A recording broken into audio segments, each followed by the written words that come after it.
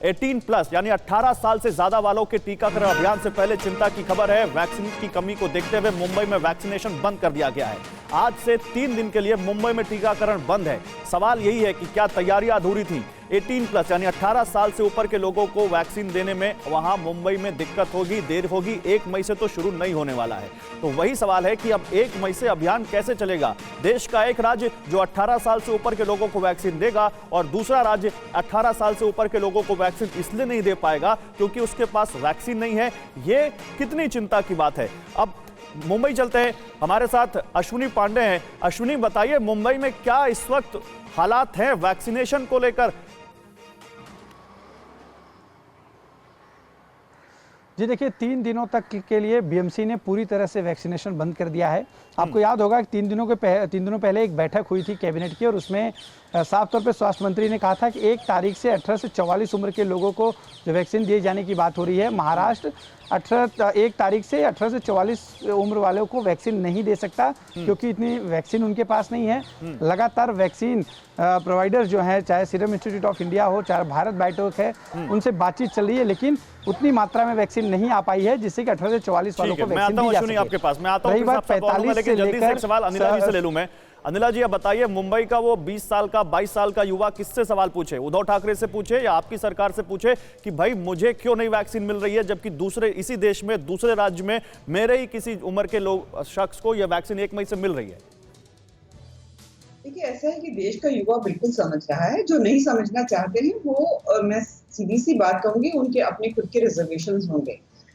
मैंने एक बात कही, आप अगर पहले का रिकॉर्ड भी देख लेंगे कि हमने जो तकरीबन 14 करोड़ प्लस जो वैक्सीनेशन किए थे वो 99 दिनों में कर दिए। और यही जो है 14 करोड़ प्लस जो है यूएसए ने जो है तकरीबन 109 दिन में और चाइना ने 117 दिनों में किए थे। तो आप जरा कंपैरेटिव एनालिसिस का रिकॉर्ड भी उठाकर देख लेंगे, भारतवर्ष को अगर हम यूएसए और चाइना जैसे देशों से कंपेयर करते हैं तब भी हर चीज में हमारा रिकॉर्ड बेहतर होता है। रजिस्ट्रेशन हो चुका है, राज्यों की बात करती है तो 50% रिस्पॉन्सिबिलिटी राज्यों की भी है। और जैसे उत्तर प्रदेश ने अपना टेंडर ग्लोबली फ्लोट कर दिया है, बाकी राज्य भी कर सकते हैं। रजिस्ट्रेशन हो गया है, इसका मतलब है वैक्सीन आपको लगेगी। अगर नहीं, मैं आपकी इस बात से सहमत हूं कि हमने 85 दिनों में 10 करोड़ लोगों को 1 करोड़ लोगों को वैक्सीनेट किया, जो कि सबसे ज्यादा था। 10 करोड़ लोगों को वैक्सीनेट किया, जो सबसे तेज था। लेकिन अब क्योंकि 1 मई से अगर दिक्कतें आ रही हैं तो फिर ये केंद्र से भी सवाल पूछा जाएगा और राज्य से भी सवाल पूछा जाएगा कि भाई दिक्कत कहां है। चलिए, मैं आता हूं सुरेंद्र राजपूत जी, आपसे भी एक सवाल लेना है मुझे, लेकिन उससे पहले जल्दी से जानकारी दूं। 1 मई से कैसे चलेगा अभियान, ये समझिए। 18+ वैक्सीनेशन पर ग्रहण क्यों लग रहा है? ये सवाल बहुत बड़ा है, क्योंकि देखिए, झारखंड कह रहा है कि सरकार तैयार है लेकिन वैक्सीन उपलब्ध नहीं है। अब केवल 2-3 राज्यों की बात नहीं रह गई, यह मामला बढ़ चुका है। बिहार कह रहा है कि जानकारी नहीं है कब और कितनी डोज मिलेंगी, यानी अनसर्टेनिटी, अनिश्चितता के बादल हैं इस वैक्सीन ड्राइव पर।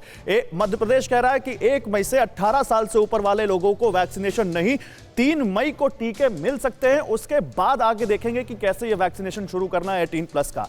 उत्तराखंड कह रहा है कि टीकाकरण की तारीख तय नहीं है, वैक्सीन नहीं है। ये सारे राज्य कांग्रेस शासित नहीं है, इसमें बीजेपी शासित राज्य भी हैं। हिमाचल प्रदेश कह रहा है कि 3 से 4 हफ्ते में वैक्सीनेशन शुरू होने की संभावना है।